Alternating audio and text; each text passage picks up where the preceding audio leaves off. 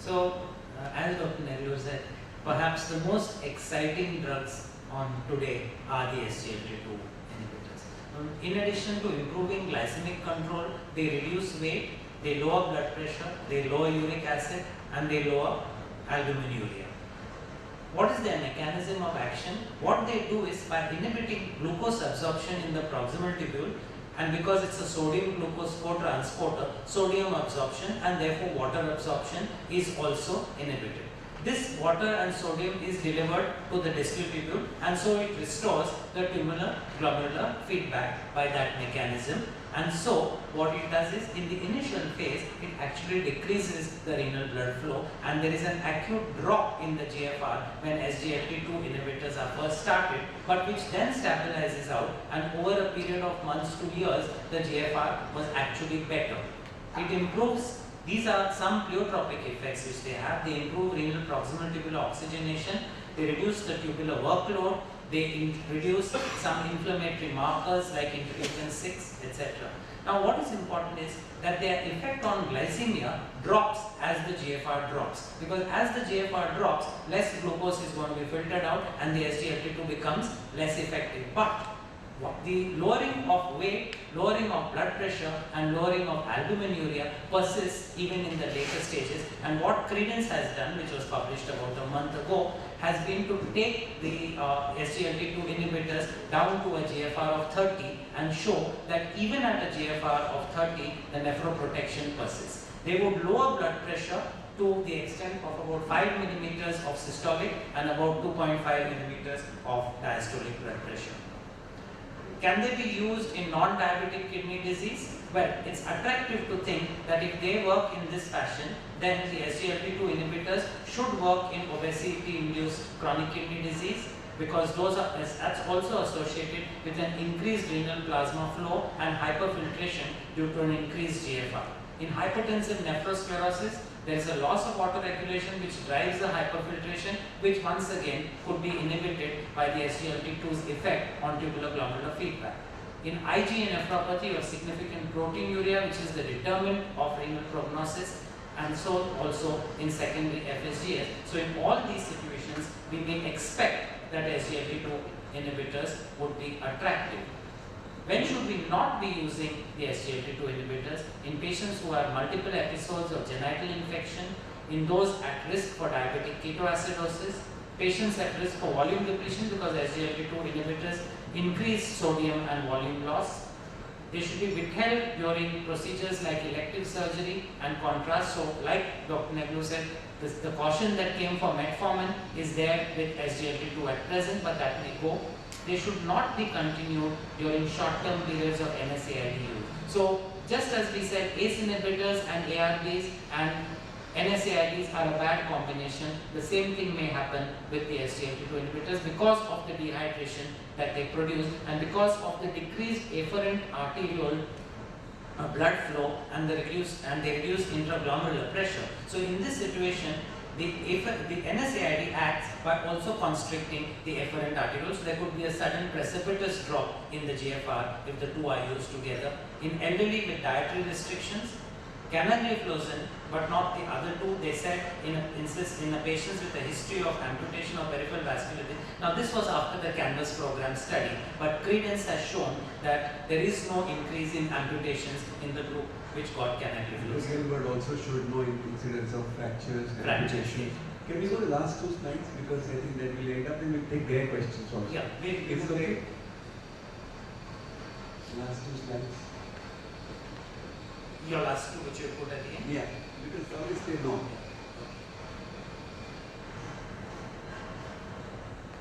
Then we can get their questions if you have any.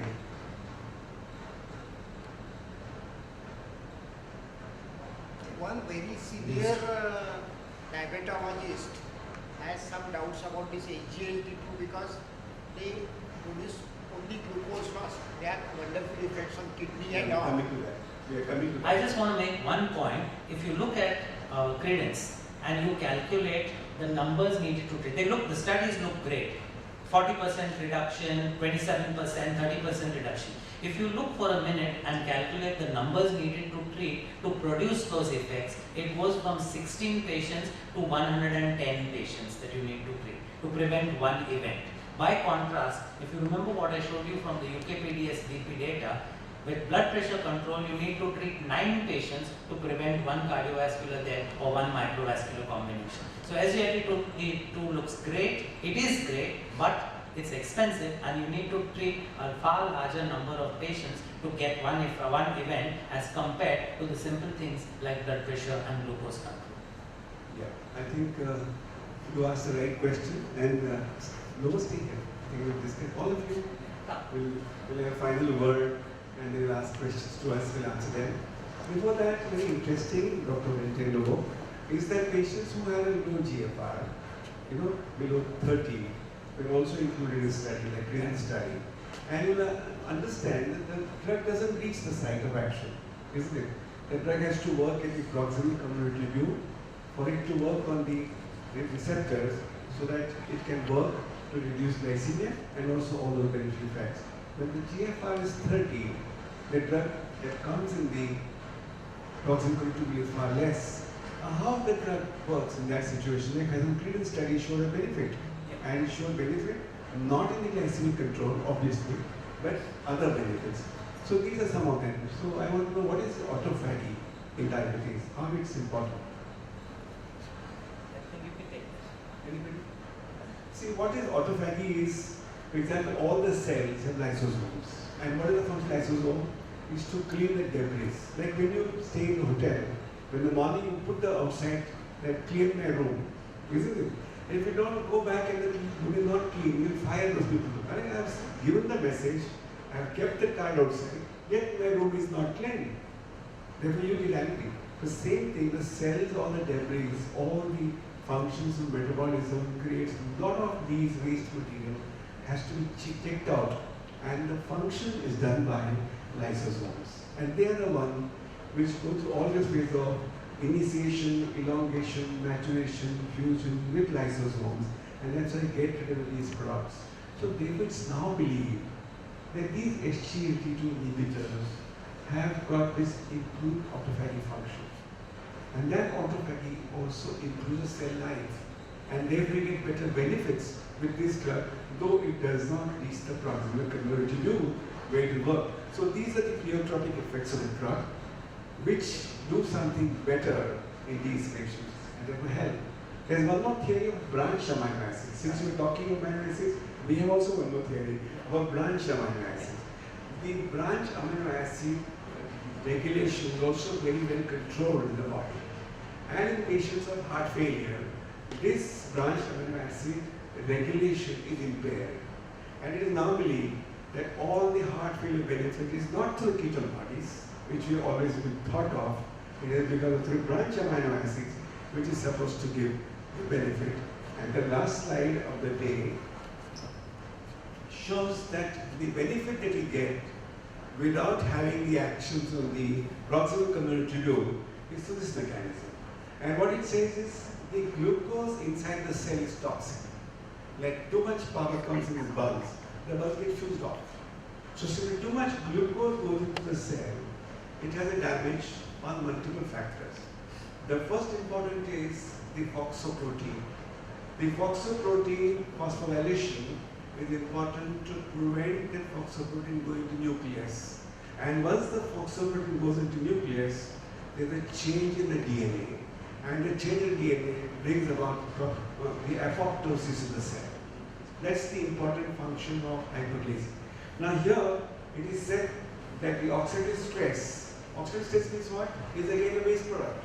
If you burn too much, for example, you got an industry which produces too much things in the factory, it is going to produce waste as well. So the waste will be taken out somewhere.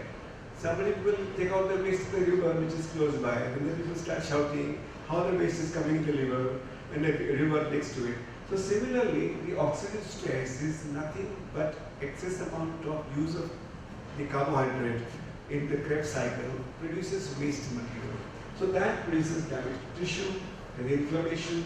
Hypoxia. The kidney is one organ which consumes large amount of oxygen after the brain and the heart. That's a large amount of, how much is how much is the blood that goes to the kidney? 20% of the total. 20% of the total cardiac output goes to the kidney. So kidney also requires large amount of oxygen. If we shut down the work of SGLT2, if we shut down the factory, the consumption goes down. So the oxygen hypoxia is reduced, isn't it? And therefore there's a lot of important things that occurs. The inflammatory cell goes off, the myohypoblast proliferation goes off, and then the fibrosis is reduced. So now it is believed that beyond the SGLT2 receptor, there are many more places where these drugs are active. So therefore these drugs are effective even in those patients whose GFR is around 30. So therefore the drug has still kept its efficacy and the safety in spite of the fact that GFR has dropped down, and that's exactly what the clinical study showed. And therefore do not get scared. Even the senior physician says, do not use it, please use it as a drug, which is very important to save life. Now I want to come back to a very important question, that is about UKPDS. What did UKPDS say? Their initial study showed no cardiovascular benefit, only microvascular benefits. And then the 10 years follow-up said there is some kind of a legacy effect after waiting for 20 years, which you have to wait 20 years to get legacy effect. And what these drugs have shown, in 3 years, 38% heart rate reduction, 33% reduction in cardiovascular event, over and above statin, over and above ACE inhibitors and ARBs. So what they've done, they have given benefit in 3 years. Where is the question of legacy? So therefore, it is not the patient getting down the A1C below 7, but it's important to give life. So life-saving medicines have made a change. And how the UKPD study follow-up was done? After 5 years, after the follow-up of this study in 1997, they had no money. They had no funds. And what they would do? The doctor sitting in the consult would call a person, say, Miller, how are you? Are you alive? He said, I guess so. Then, what are you? Did you have a heart attack? No, I didn't have a heart attack. What is the A1C? 7 data. So this is the data on a telephonic call to show the legacy effect that there is no heart attack on a telephonic consultation, showing that there is a legacy effect, waiting 20 years after the glycemic control. And here for 3 years, you have already control. So that has been the change, so the game changer. So if you have a patient whose A1C is controlled and has a signal of ischemic heart disease, even if the A1C is normal, I think you should write these drugs. I don't have shares with SGLT2. I have no business, I mean, nothing to declare about that. But then these drugs have made a change. I think that is the most important thing. So today we have a drug which can talk about not only safety, but a long, healthy life. What about the newer, that is the Indian SGLT2 recombinant protein? We could place it in the same level. I don't have data. As of now, studies are published with empagliflozin, canagliflozin and dapagliflozin. In the Indian study, about 750 patients followed for a period of 6 months. The empagliflozin, the disadvantage is twice-a-day therapy. It can't be once-a-day therapy, but it is the SGLT inhibitors. And I think that no data does not mean it is not a good drug, isn't it? Somebody asks a question that is it safe? Then you say, I don't know, because you're good. But you can prescribe it because it's available. Something is better than nothing. So writing a drug without data only is for the I think for the medical legal purpose rather. I guess so. And then you can write. I was told that there is some SGLT, this empagliflozin is also SGLT1 inhibitor also. Whether there is any advantage of SGLT1 inhibitor? Yes, there are SGLT1 receptors located in the kidney and also in the intestine. So therefore you inhibit SGLT1, you reduce the post-prandial blood sugar because you don't allow the glucose to be absorbed from the GI tract. So you have a benefit of a post-prandial blood sugar. There is something like SGLT3, which is there in the intestinal gland, which is influenced by the AGIs. You know, AGIs are coming in the market in a big way. And they're saying, you talk of SGLT1 and 2, we talk of SGLT3. So there is SGLT3 also, which is going to work. And the AGIs are supposed to work on that, but that is how you get the benefit. Otherwise, the renal SGLT1 is not inhibited by that dose. It requires a very heavy dose to inhibit the SGLT1 in the kidney. Because the number of receptors are much smaller. But they get upregulated. Which drug inhibits the one in the intestine, SGLT1? Yes, Is one. riboflavin? No, L2-glucose is one, which has got, Kema has some action on SGLT1. That's why they brought in, instead of 100 milligram, they got 300. Motivist is a product which is 300 milligram.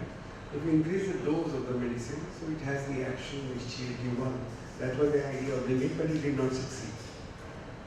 Sir, regarding SGLT3, you said in intestine. So which AGI is? All the AGIs are supposed to work. The benefit that you see in AGIs is the prendial control. And this prendial control is, what was the study was? It showed that prendial control is moderate. But the newer SGLT, newer AGI, like for example, glucose, for example, is supposed to have action on these extra receptors in the intestine. This is not only an animal study. There is no human data as of now. This is just people how they're thinking ahead of time. So there's possible an extra action to the AGIs, which might work better. Patients with symptomatic pyuria. Symptomatic? Pyuria. Don't stop SGLT. Symptomatic or asymptomatic? Symptomatic. You should treat them. You should treat them, but there's not a contraindication. I mean, it's recurrent. And then how do we restart? Yeah, after 5 days of Infection. treatment.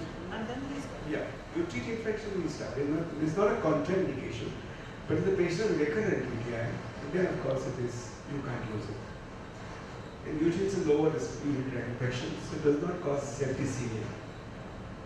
Any more questions? Because we're supposed to stop at 1. I'm sorry I skipped one of your slides, that's so fine. in the interest of time. We If could you feel any take questions, questions on any of the topic that has been covered, or even other questions related to diabetes, which we may not have covered. Glycemic ketosis, have you come across euglycemic ketosis. in the SGLT2? No. I have seen but Agarwal has come yeah, across one. there is a contraindication or there is a side effect of the SGLT2 produced what is called euglycemic ketoacidosis. And here what happens is as you give SGLT2, you create a starvation. That means you throw large amount of glucose in your urine. Yeah, you should be careful because you throw large amount of glucose in the body. There are also SGLT receptor the alpha cells of the pancreas. And because of that, that stimulates release of glucagon. And the glucagon is the one which is responsible for producing hyperglycemia, and that can produce ketosis because of the relative deficiency of insulin. Normally, the ratio of insulin to glucagon is important. It is 7:1. When the ratio gets disturbed, glucagon and insulin, that can produce ketosis. And therefore, this is called euglycemic ketosis. And if the patient continues to the same phase, you can get euglycemic ketoacidosis. It's euglycemia because the patient's sugar is never higher than 200. Because this patient is passing continuously glucose in urine. So therefore there is a glucose loss.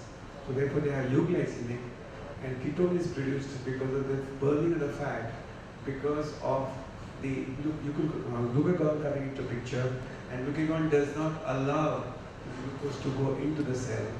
And what it allows the fatty acids.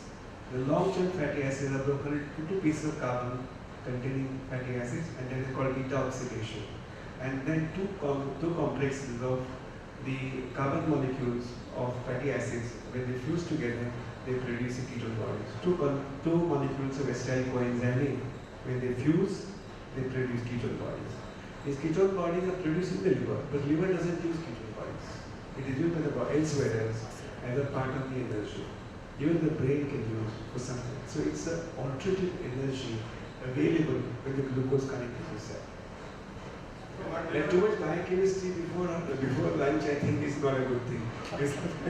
But I have a passion for biochemistry. And that's a subject which I love. So, Valentine and me have a common factor that we both love biochemistry. Yeah, sorry. What level of EGFR, metformin and sulfonylurea can be given? I think he showed it in the slide. Metformin 45. If the patient is at that level, you don't start, but you can keep it going till it is 45. Sulfonylurea, it depends which one you are using. Short activation. short-acting. Can letazones be combined with SGLT2 because both are act on the patient? One is dilemma and one is This is actually, I don't know. this is a study done in Agra by a physician, and he keeps on asking this question in every conference. And when he comes for the ADA, I have seen him when coming to ADA and he's talking about his experience of some 20-25 patients where he combined the hypergamma agonist along with SGLT2 inhibitor. Because one produces edema, the other takes away edema, so it counteracts each other's side effect. This is good on theory, on paper, but there is no data to say that this is supposed to be safe and effective. If they work well in your patients, it can jolly well continue. If it doesn't work, stop it. There are many advantages of combining gliptins with SGLT2. Yes, that is a good combination. That's a good combination, and it is available, and it should be prescribed because they have a synergistic action. So that's a good combination which can use it. And it's available. It's available. Glixam-B is also good. Is it good to use the pioglitazone with NASH with Can you use the mic? Because we are hard of hearing. I'm getting older. Is it good to use pioglitazone with SGLT2 in NASH with diabetes? Yeah, I mean, yes, good. The pioglitazone is useful in NASH, but the dose requirement is 30 milligrams or sometimes 45 milligrams because the NASH does not respond to small dose of pioglitazone. It is the only available drug now, but we don't have any data of its use in non-diabetic patients. So, but both non-diabetic patients need pioglitazone. They've been used at some places, but there is no data on use of pioglitazone in a non-diabetic patient. SGLT2, there is a mixed data on the NASH. The Emperor study when they did a sub-analysis, but somehow I don't believe sub-analysis because sub-analysis is not powered. No, it's not powered. It's not powered. So it is something people start thinking when they have a lot of time and the computer in front of them, nothing else to do. They start doing sub-analysis. And in the sub-analysis, they have shown that there is no benefit of SGLT2 in patients of NASH, despite the fact they have weight loss. But the subsequent studies are looking into it. There's a mixed data as of now, but there is no definite answer for using this drug in the NASH therapy.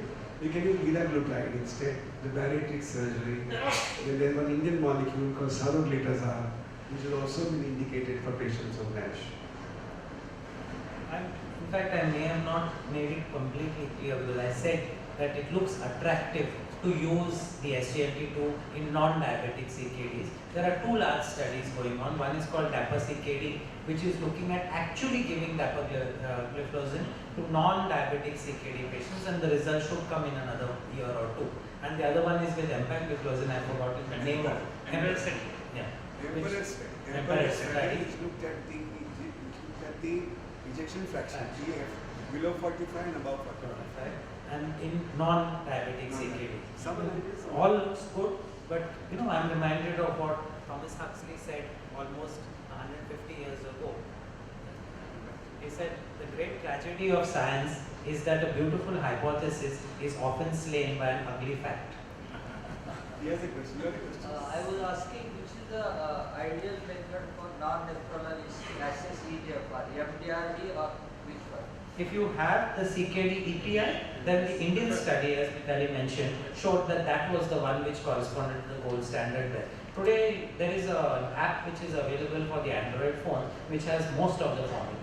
So you can use 4 of them. So the patient is affording, and since you know the label has been for the GLP-1 has come to 15. So what do you think about use of GLP-1 in kidney patients? Do you support using Yes. GLP-1? In fact, we didn't for time reasons cover, but GLP-1 antagonists also have nephroprotective benefits. There are studies. In the interest of time, we couldn't run through that, but there is a study and there's also a meta-analysis. GLP-1 alone, GLP-1 and SGLT over and above that, it's there. So there are benefits. There are GLP receptors also in the kidney. There are also DPP receptors. DPP is plenty in the kidney. If you talk tissue DPP, after liver, it is the kidney, which has the highest concentration DPP. So therefore, there are some studies which looked at the benefit of the protection of the kidney with DPP-4 even before they could control the sugar. So before the glycemic control is achieved, they could get the protection against patients. So So there are some studies, people are working on it, but as of now, all these information is bits and pieces.